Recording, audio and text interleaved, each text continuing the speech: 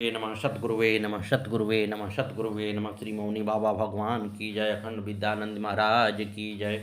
सतगुरु से मेरा प्रार्थना है, फकीरी में भी मुझको मांगने में शर्म आती है, क्योंकि तेरा होकर किसी से हाथ फैलाया नहीं जाता। सतगुरुवे नमः। आगे की कथा सुने। सीमा उनके लिए कपड़े सिलवा कर ले गई, जूते ले गई। उन्होंने सीमा को पूजा के लिए अपनी चरण पादुका दी। जब इन्होंने पूछा, बाबा आपने कपड़े पहने? तो वो बोले, कहीं जाएंगे तब पहन लेंगे। ये हर गुरुवार को अपने घर कीर्तन कराती है और भी गांव के बहुत से लोग आ जाते हैं, परंतु इन्होंने मौनी बाबा को यह बात बतलाई न थी। उस दिन शुक्रवार था जब यह मौनी बाबा से मिलने गई थी। ये उनसे कहने लगी, बाबा हमारे यहाँ कीर्तन करवा दो। वो बोले, अभी कल ही तो कीर्तन रही हो। ये बोली, तो कीर्तन नहीं बाबा, तुम आओ, सारे भक्त आएं, वैसा कीर्तन। वो बोले, जब ठीक हुई हो तब चली हो। परंतु फिर वे अस्पताल गए और फिर ब्रह्मलीन हो गए। इन्होंने वैसा कीर्तन बाद में गजाधर बाबा को बुलाकर किया।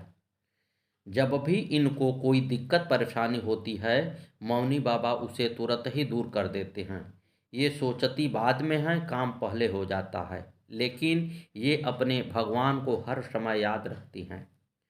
लक्ष्मीचंद पुलिस में काम करते थे।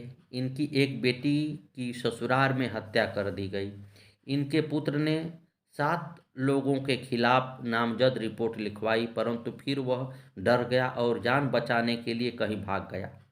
लक्ष्मी चंद मौनी बाबा के पास आए और पुत्र की वापसी के लिए उनसे अर्ज की। बाबा ने कह दिया, चिंता न करी, आ जाई हो। लगभग 1.5 महीने बाद वह बालक सही सलामत वापस आ गया। इस पर मौनी बाबा ने बहुत कृपा की।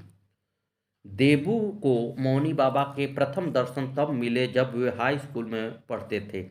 एक दिन देबू अपने ही गांव के सूरजपाल दादा की कुटी पर बैठे थे कि उन्होंने देखा सामने रास्ते से एक बड़े ही तेजस्वी महात्मा चले आ रहे थे। तेज चाल, मजबूत शरीर, न देह पर कपड़ा, न हाथों में कमंडल और न पैरों में जूते। देबू बस देखते ही रह गए और ऐसे उनके दर्शन में ध्यान मग्न हुए कि चरण स्पर्श का ख्याल भी मन में जगह न बना पाया।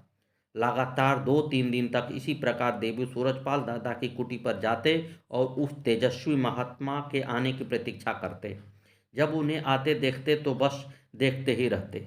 तीसरे दिन देबू को होश आया कि इन महात्मा जी के चरण स्पर्श करूं, अतः श्रद्धापूर्वक उन्होंने आगे बढ़कर मौनी बाबा के परम पावन चरणों को स्पर्श किया। वे उस समय मौड़ी के कब्रिस्तान में रहते थे। फिर तो देबू अक्सर ही मौनी बाबा के दर्शन करते व उनके चरण स्पर्श करते। एक दिन मौनी बाबा देबू से बोले, सुनो हो, फूस मिल जाई, हम खेड़े पर रहेंगे।